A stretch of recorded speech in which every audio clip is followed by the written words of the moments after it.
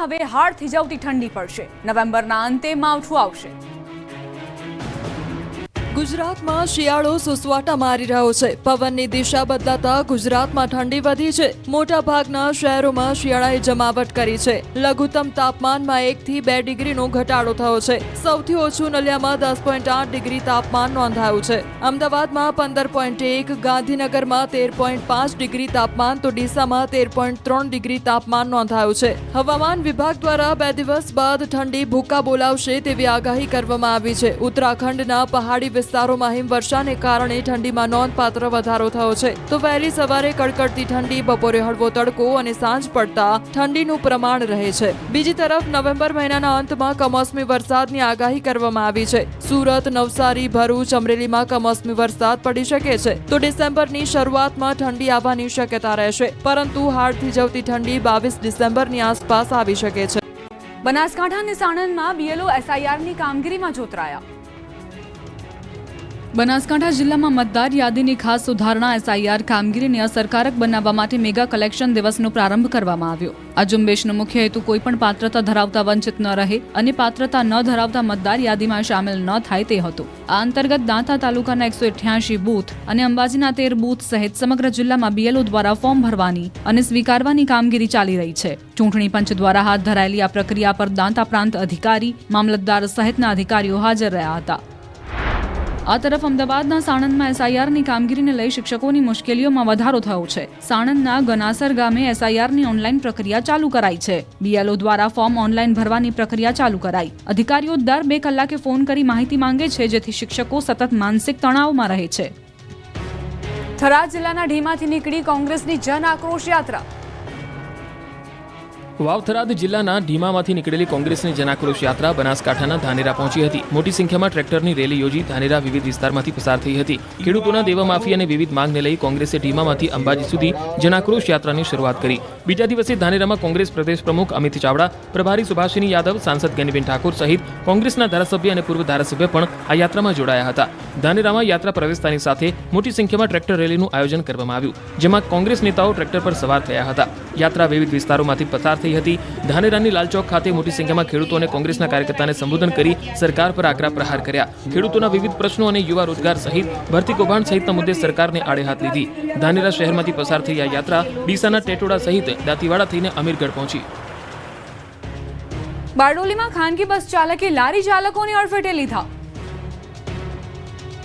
બારડોલીમાં ખાનગી બસ ચાલક યમદૂત બનીને લારી ચાલક પર ફરી વળ્યો।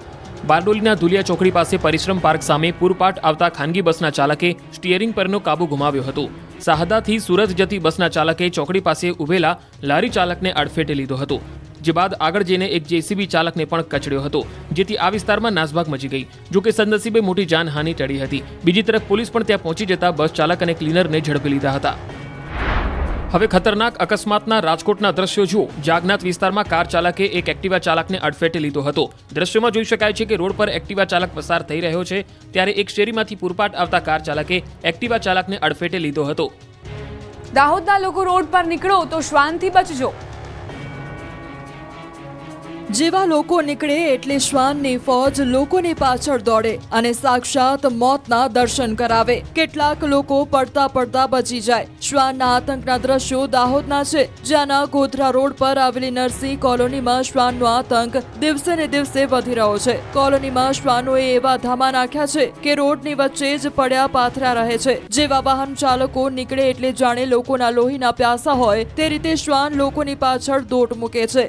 લોકોને કરડવા માટે શ્વાન દોટ મુકતા વાહન ચાલકો માંડ માંડ બચતા નજરે પડી રહ્યા છે। મહિલા હોય કે પુરુષ, તમામને નિશાન બનાવી શ્વાનની ફોજ પાછળ દોડે છે, જેથી લોકોના શ્વાસ અદ્ધર થઈ જાય છે અને જીવ બચાવવા વાહન ભગાવે છે। શ્વાન કરડવાના ડરથી અકસ્માત પણ થવાનો ભય રહે છે, ત્યારે શ્વાનને પકડી પાડવા માંગ ઉઠી છે।